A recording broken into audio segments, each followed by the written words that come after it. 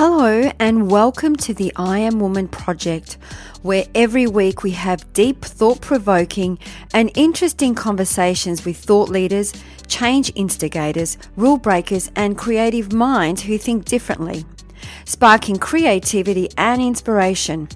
Our special guests on our show cover a variety of topics just for you, and they share their personal stories to inspire, motivate and empower you, our listener. The I Am Woman podcast is produced for your enjoyment, and show notes are found at www.catherineplano.com. Come back often and feel free to add the podcast to your favorite RSS feed or iTunes. All links are in the show notes. Now let's get into the show.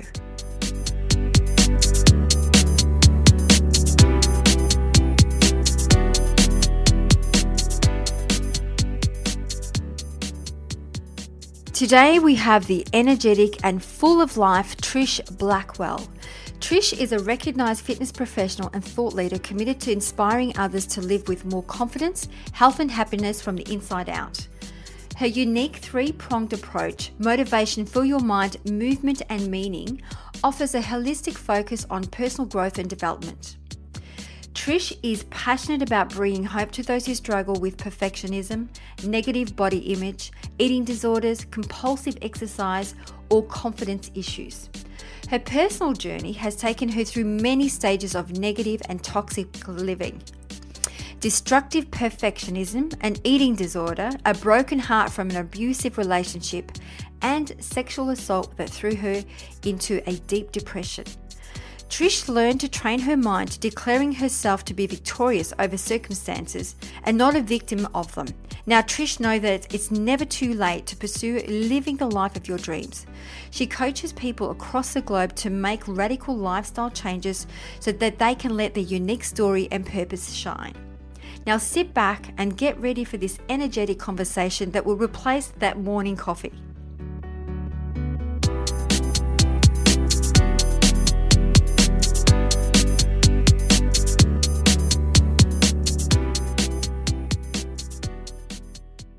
Welcome to the show, Trish Blackwell. How are you today? Catherine, I'm doing great. I'm fueled on coffee and caffeine. I'm doing great. I know, and there's a bit of a time difference. What time is it at your end of the world? Yeah, it's 5 a.m. or a little bit after. Yes, yeah. Oh my golly gosh! Yeah, girl, I must have loved you a lot to wake up for you like this.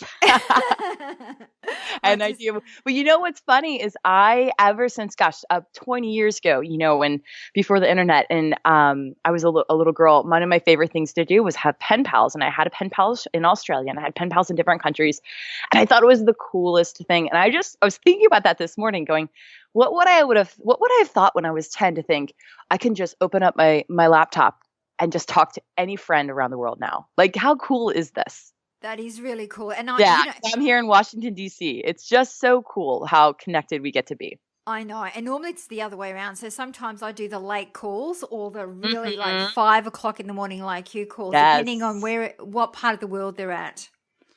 I think it's just fascinating. And I love the community that you get to build with powerful, confident women who want to change the world together. Yeah, I love that. Absolutely. So Trish, for our listeners, let's unpack Trish a little bit, because you do have your own show called Confidence on the Go. So tell us a little bit about that.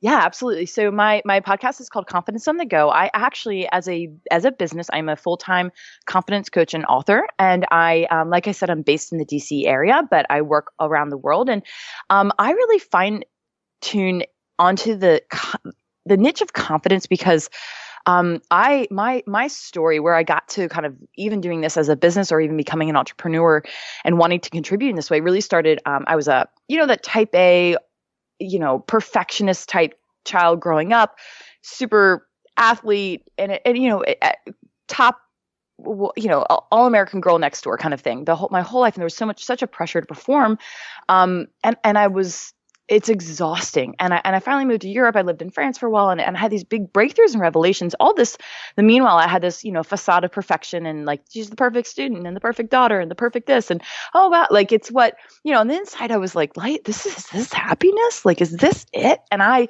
even though I was confident on the outside, I was desperately insecure and self-critical and self-bullying and self-doubting and all the time on the inside. And as a result, I had a 10-year-long battle with my body with an eating disorder that really wiped me out and body dysmorphia. And when I moved to Europe and then came back, I had these such revelations and breakthroughs that I went, okay, I've got to bring this back to the United States. I need to help people like me that don't even realize that they need help. So I wanted to talk about stuff that people often weren't speaking about. And I got into personal training, and that was a really interesting way to kind of get into people's lives and coach the mind as we were training the body. It was almost because we were doing a workout and there's a vulnerability to that, and there's a sort of a sensitivity that opens. It allowed me to have these thought conversations with people to make real change happen. And so from there, that morphed into really life coaching and then confidence coaching and taking it to a level where I can really help people, not just in a workout, but in living their best life. Because I really believe, so the essence of my business and what I do, and what we're about to unfold and launch in 2017, the College of Confidence, which is it really is just a community of people around the world who believe in saying, like, I can train my confidence. I'm not going to believe the self-doubting, self-limiting, self-restricting thoughts anymore. And I'm going to have the courage to go contribute in a meaningful way in the world. So for me, those big three words are confidence, courage, and contribution. Wow, great words. Can I just say, I haven't had a coffee, but I'm high as a kite just from your energy coming through here. I'm like, woo, amazing. Yeah. You've got amazing energy. So Trish, just a couple of things. So firstly, what part of France did you go to? Because I'm French myself. I was born in Briançon, which is in south of France. Oh. So when you said that was a real, what part of France? I lived in, I did, Paris, of course. And then I was, an assistant anglais in, Périgueux in the Dordogne. Listen to your accent. Wow. Yeah. And so I have a 2-year-old, and I am raising her in French because I love it that much. So you and I, man, we're even more soul sisters than we thought. Wow. We're eventually, hopefully, my husband and I would like to spend a couple years in France, because the nature of my business is that I can be virtual anywhere. We're just waiting for that right time. You got a fan in me, man. All French people, in my heart, it's just something deep. It's always spoken to me. Yes, I'm one of those. I've said my 5-year long-term plan is to go back to France and live there for at least a year or two, and just go back to my roots, because I have all my family there. I only have my immediate family here in Australia. But that's fantastic. Very cool. Yeah, well, listen, I could talk about France all day. Yeah, and I was going to say, enough of me now. Let's go back to you. I love the College of Confidence. So, and this is really intriguing, because this is one of the things that comes up a lot, especially in young women and young adolescents, where confidence is one of those things that comes up a lot in conversation. So what are some of your experiences? Because obviously you've been through it, where, lack of confidence and lack of self-worth. I mean, how did you push through all of that? I became I've always been a voracious reader, and I just became obsessed with finding thought leaders to read, leadership books, NLP books. I just knew there was more than this manufactured life I was living. And I believed in joy. And I'll tell you what, for me, the big breakthrough was the whole concept of joie de vivre. And like, that's my one and only tattoo is joie de vivre on my body. Because France was so significant in my whole transformation of this attitude that was so different from this, like, American go, achieve, 5 a.m. till midnight. You are fully booked minute by minute. So I went and lived in the Dordogne, Catherine, I had more free time than I'd ever had my entire life combined. And I found joy there. And I saw people living with this presence, and it just challenged me. It really rocked my world and made me go, okay, how do I get that? How do I get that joie? How do I get that? And I studied them. What is different?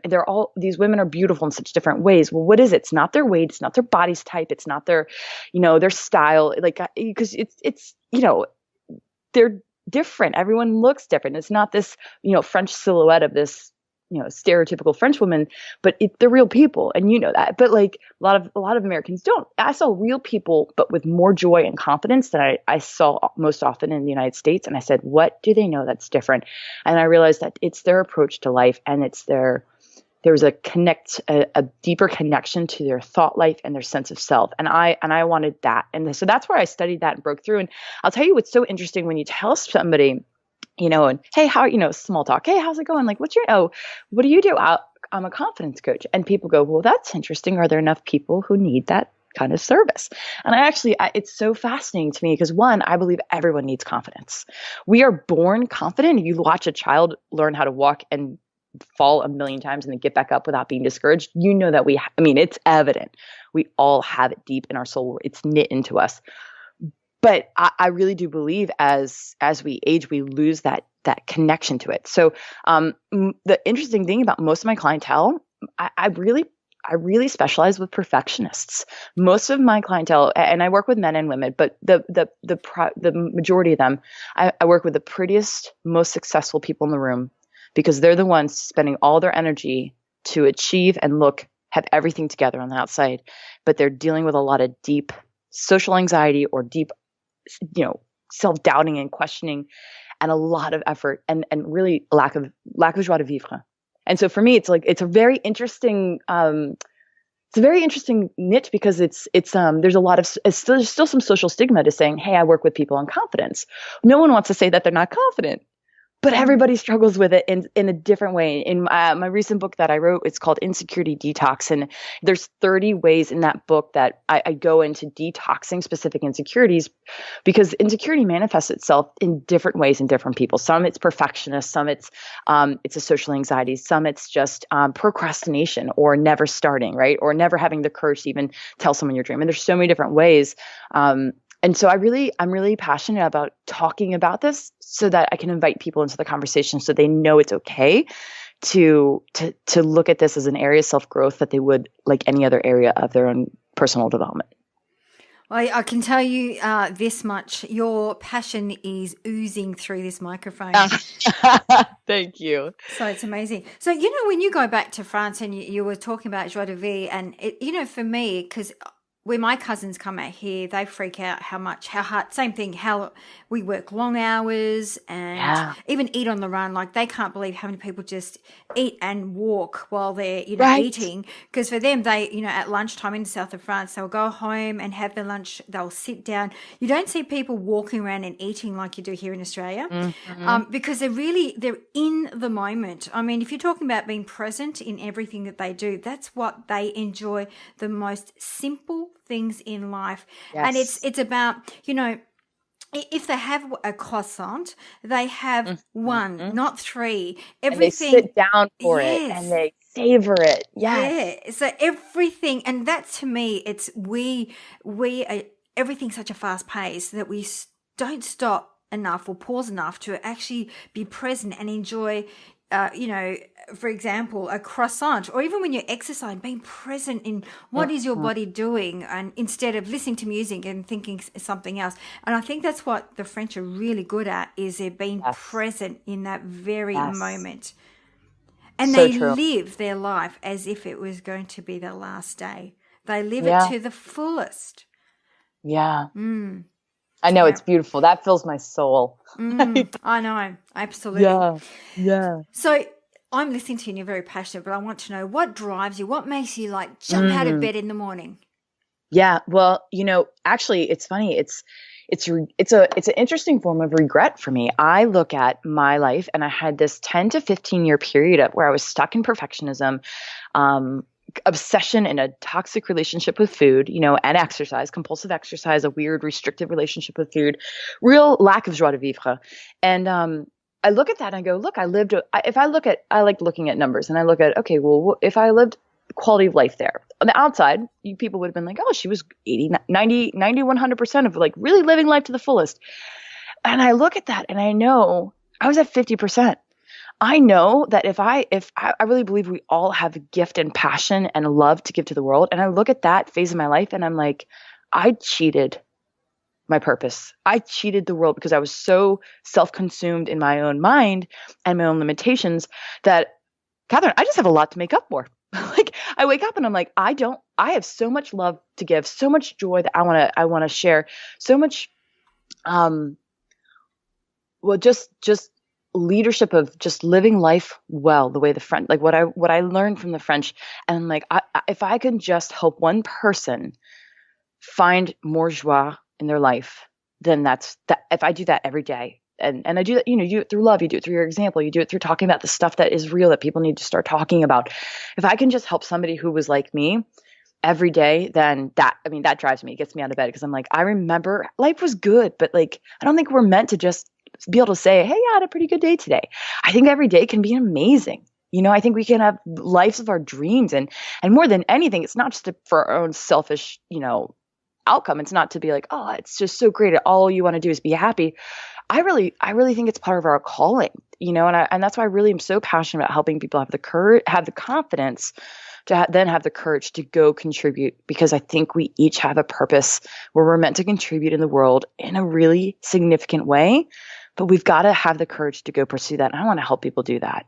I know. I can tell, honestly, it's amazing. And as I'm listening to you, I'm just thinking, what about for our listeners, listening to, and thank you for sharing some of the stuff that you've gone through, because I know it is one of those things that it's common, yet, I don't know that everyone's comfortable about talking about lack of confidence. We all lack confidence in some way, shape or form. I mean, including myself. There's times where I don't feel confident about doing something, and Exactly. and then I really kind of unpack that. What's that all about, and where does that come from? But for yourself, and you've done a lot of work on yourself, and you've had many breakthroughs. Do you find that sometimes you still go back to your old ways? Absolutely. That's a great question. I do. So that's why I believe in training the mind is so important, that it's like brushing your teeth. You don't, you have to do it every morning. And typically you want to do it midday too. That's the bonus. And then also at night, obviously always morning and night for brushing your teeth. You want to do the same with brushing your mind, right? Training your mind, training your thoughts, and knowing that like I've got a propensity to have these self-critical thoughts. The minute I catch myself engaging any type of comparison, my joy, my confidence is stolen. It's like throwing it out the window, and as a woman, it's very easy to compare, whether you're comparing shoes or clothes, or, she's been on the treadmill longer than me. Oh, she's taller than me. I like her highlights better. I mean, there's so many ridiculous ways we compare ourselves, even when we're not intending to. We're just positioning ourselves against somebody. Anytime that happens, I'm essentially saying no to confidence. And so I have to be aware. I've learned where my triggers are, and that's what I help a lot of my clients with, learning where to put mental boundaries on yourself so that you stay in the flow of confidence, that you can stay in your lane, so to speak. But yeah, absolutely. And that's why it really goes back to it being a daily thing, a multiple time a day, just like choosing your thoughts, to choose powerful, positive thoughts that are going to launch your dreams versus, fearful or self-doubting ones.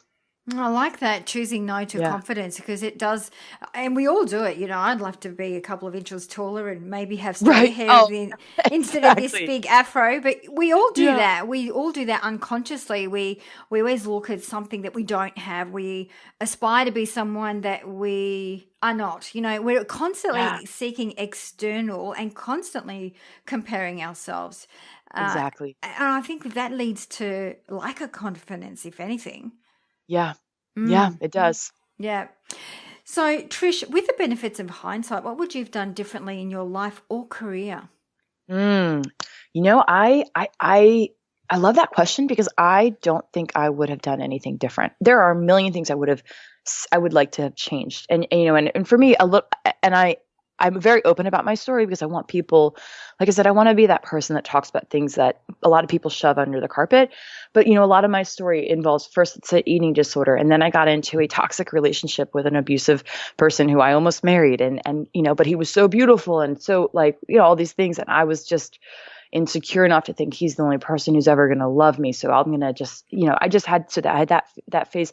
After that, I then I was violently and sexually assaulted. And I had a recovery from that, and PTSD, and in therapy for that. And I look at all those circumstances, and I look at the pain and the decisions that I made that got me whatever situation, whether I'd gone to that for the sexual assault, if I had not gone to that one place where he attacked me like, oh, the reality is that I don't want to waste time in regret or in thinking I could change something. And so I actually look at all that pain. Without pain, we don't really get to taste and really experience true joy. Every deep pain in my life has brought a deeper sense of joy and engagement to me in my life now in the future. And it's given me the gift to be able to empathize and love people when they're in those seasons of pain that are similar, and to give them that hope to say, listen, if this feels dark and it feels like it is never going to be any light here, but I'm telling you, I was that low, and I want you to know that it can pass. It will pass. You just have to keep fighting and training your mind and choosing forgiveness and choosing grace and choosing joy. And so like when I look back at that, all those things built in, all that pain actually built into creating my career. I mean, here's the reality. Actually, my career originally, I thought I was actually going to be because I'm a linguist and I speak French and Spanish and some Italian, I was going, and I live in the DC area. It's a no-brainer for me to be working for the government in the United States. And I wanted to be like, CIA clandestine services with linguistics. And I was in the application process. And the only reason I became a personal trainer, which then obviously started my whole journey of confidence coaching and writing, was because my background checks for the government are very lengthy. And I needed a job during the 6 or 9 months it was taking to do background checks. And because I was an athlete, I was like, sure, I'll do some personal training on the side. And that's how it all came to be. So I just think it's fascinating seeing things fall into place that you don't expect, which just gives me that deeper sense of knowing that we all have a purpose. Things do not happen haphazardly, and if you look at it from the right perspective, you can really find gratitude for even the most painful points in your life when you can look at them and say, they have created me into the strongest version of me that I could ever be. And for that, I am so grateful. That gives me that gives me confidence. Oh, absolutely. And it's very courageous of you because, we all have a story, and it's really about what do you do with that story? Do you want to be a victim of that story and circumstance, or do you choose to say, I would not be the person I am today without those experiences? And this is where you're talking about forgiveness and embracing them. And, even to the point where you may have chosen these, those experiences for yourself to be where you are today. It's just like yesterday I was speaking to this lady who was explaining some of her incidents over the years, and in reality, she would not be where she is today without all of those, and they were horrible experiences. But in whatever you want to label them, they were experiences, and it's the meaning we give them at the end of the day, and it's what we do with them. And I think it's really courageous of you that you've actually pushed yourself forward, because some people do really stay stuck in this story. They do. And they can't move forward. Yeah, you're right. And I did that for a while. I had my 10 years, I was stuck in my eating disorder story. And I finally realized I had to stop telling myself that same story. Yeah. Wow. Yeah. So Trish, what's the best piece of advice that you have ever been given? Oh, do one thing every day that scares you. Eleanor Roosevelt. And you know what? My daughter's named after my grandmother, but she's also named after Eleanor Roosevelt. My daughter, we call her Ellie, but her name is Eleanor. That's how, Eleanor Roosevelt's quote there. All of her writings and her thoughts are incredible, but the doing one thing every day that scares you. I'll tell you, if you want to build some confidence, start there. Do one thing every day that scares you. And I really take that seriously. One of my mentors told me that about 7 years ago. And that was really as I was starting and launching this entrepreneurial journey. And it was the best advice ever given to me. So powerful and so simple. But it's often the simplest things that are so powerful, right? Absolutely. So I'm sure our listeners are just as curious as I. What would be some of those things that you do on a daily basis that scare you, as an example? Great example. It's so interesting. It can be something big. So submitting applications to, especially, I know you're a writer as well, like submitting something that you're like, I keep thinking about, I'd like to do that. Actually doing it. Hitting that submit button for something, writing a vulnerable blog post. Sometimes it depends upon what I'm talking about on my podcast, but some of what I talk about, it sounds like it's easy for me to kind of story tell and craft that out and share from the deepest points of pain, but it's still terrifying. I know someone once told me, listen, this is not your story to keep to yourself. If you really want to inspire, encourage, and build up others, you're there's this almost deep moral obligation to share it, right? So that's where I come from, but it doesn't mean it's always easy. Sometimes what's scary is and this sounds so ridiculous, is being nice to the people who are extremely go out of their way to be rude to you, and not letting that, and just saying it's going to be scary, not just to say hi, but to actually love them and be so kind to them that you're breaking down their barriers. I'm because those unhappy people, those unkind people, those rude people that we all know that we see on a daily basis, they're just self-protecting. They're just something deep that's unhappy about them. And if I can just have the courage to keep loving them and not take it personally, that can be scary. These are kind of random. These are only kind of small daily ones. I love that one. That's they're awesome. it's just interesting because I think fear really just holds us back. Also, for anybody that's an entrepreneur, anybody that's looking to elevate their life to the next level, it all goes down to actually writing your goals down. But how many of us are actually writing down our goals? It's scary. I'm in preparing for the new year. I wrote down, okay, so here are my, I have 52 questions I ask myself every year that I journal about. But then I get specific. All right, what do I want to be making in each stream of revenue in my business in June of 2017? I need to know the numbers. Well, it's scary if I put the numbers, because what if I don't? It's writing that goal down can be scary, even if you're only just mapping out the year. But it's whatever I find, that whatever I'm resisting, whatever I feel like I'm procrastinating, that's my sign. It's like the flag waving that says, Trish, that's your scary thing to do today. Go do that. Wow. To me, that desire to resist or procrastinate is okay, what is it that you're afraid of? Are you afraid it's going to take too much energy? Are you afraid you're going to look stupid? Are you afraid, and I have to answer that and then just go do that thing. So Trish, did you say you actually ask yourself 52 questions every year at the start of every year? I do. And I have that, I can make the website go live today. Every year I make it available for everybody else for free. I call it my annual guidebook. So it has, half of the questions are about a reflection from the past year, and then half a reflection and planning for the next year. And what I also like is that at the bottom, I have a check-in point that every month you kind of, for yourself, you would print it up and you initial, hey, at the end of the month, I've gone back and reviewed these goals. What I love, I've been doing this particular layout of questions for 3 years myself, and then with all my clients in my tribe. And it's so powerful to look back at those same questions from 3 years ago.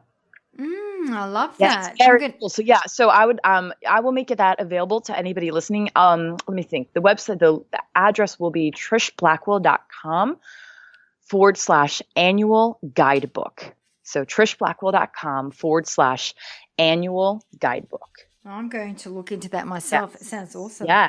Yes. I will make that live in just a couple hours for you. Oh, thank you for sharing that. I have to update it from the last year one is up there, but I just had to change a couple little dates. Fantastic. Good time to do it. It is. Just before the new year. Exactly. Very timely. So Trish, what advice would you give your younger self? Have more courage. Just less self-questioning, and more just stepping out. And that's the doing one thing every day.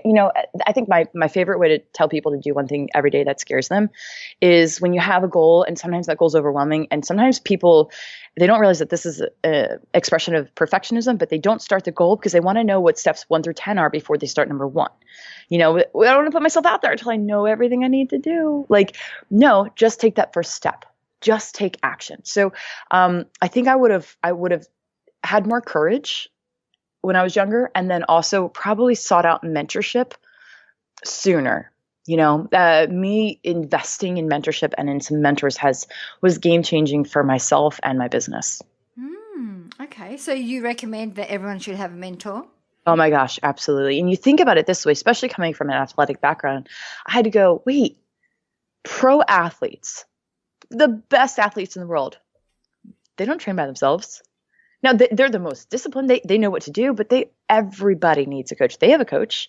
They probably have 5 coaches. So what I had to realize, think to myself, why is it that I feel like I'm above having a coach? Of course I need a coach. We all need coaches. And when I had that realization, that was really, really mindset changing for me, and it changed everything. It's crazy what having somebody to challenge you who knows where you want to go, what it can do for you. And I know that you know that because it's a lot of what you do as well. Look, I believe everyone needs a coach. I don't. Yes. Even especially if you're a coach yourself. Yes, absolutely. So, Trish, what we do, we always ask our woman of inspiration to pick one word that best describes her personal brand. So what would be that one word for you that describes your personal brand? Courage. Yeah, I thought you were going to say that. Yeah. Lots of courage. Now, the other thing that we ask our woman of inspiration as we wrap up the show is we always ask our woman of inspiration to share 3 golden nuggets with our listeners. So what would be your 3 shiny golden nuggets that you would like to give our listeners today? Yes. Okay. So shiny golden nuggets. I probably already said a couple, maybe 1 or 2 of them, but one is that confidence is a skill that we all have. We just need to train it. And that wherever you feel like you're lacking courage, that's your sign of where to start training and figuring out what is it that's causing you to self-doubt or have small thinking or make excuses of why you're not pursuing that great and amazing dream that's been put on your heart. So knowing that it's not you, it's that you just need to train a skill. That's it. Just a habit, high level habit is renewing your mind every day, 3 times a day, and just choosing your thoughts wisely.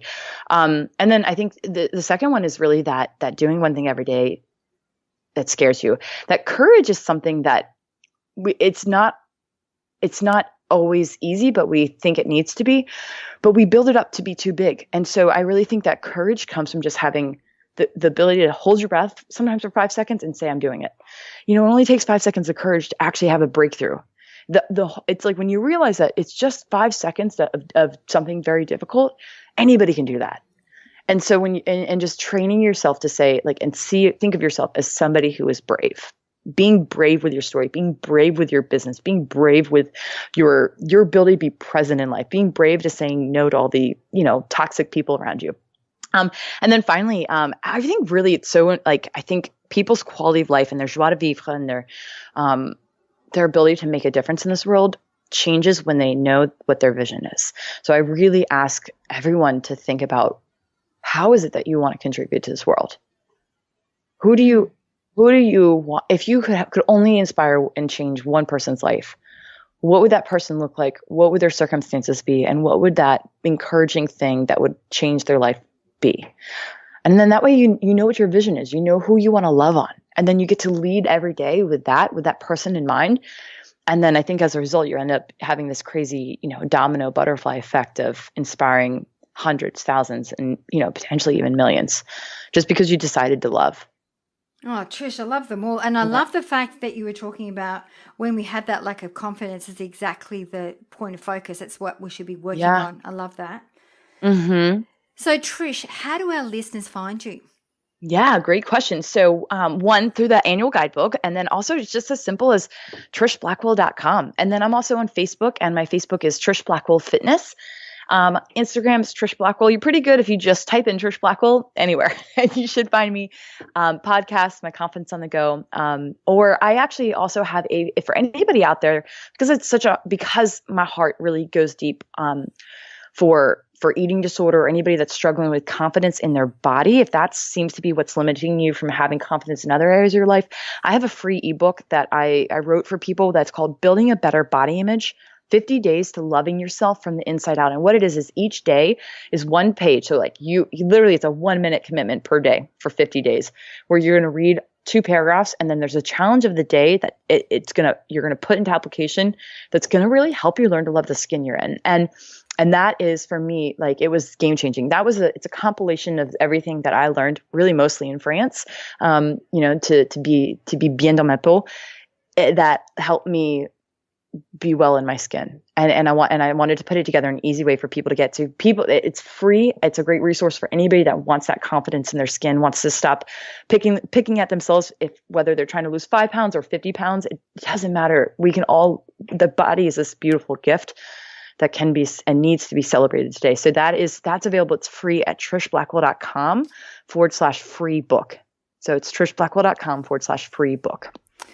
So I got a lot of free stuff. Wow, thank you so much. Trish, I don't know how I'm going to sleep tonight. It's just after 10 o'clock and I'm high as a kite just from your energy. Oh, you are awesome. You are awesome. You're awesome. Thank you so much for your energy and for being so open and honest and standing in your truth. I think that it's very courageous of you, and I know that our listeners will get a lot of out of this interview. It was amazing. So thank you so very much for your time.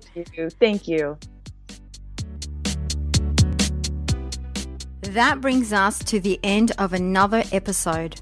I hope you enjoyed the show, as it is my mission to reach out and inspire as many individuals like you. And one of the best ways to help us achieve this goal is by giving us a good review on iTunes. It's easy and it only takes about 10 seconds. If you have any questions or special guests that you would like to hear from, please send us an email to support@catherineplano.com.au and we will get right back to you. You can also follow us on Instagram, Twitter or Facebook @Catherine Plano. That's it for now. Thanks for listening. Until next week, please take care.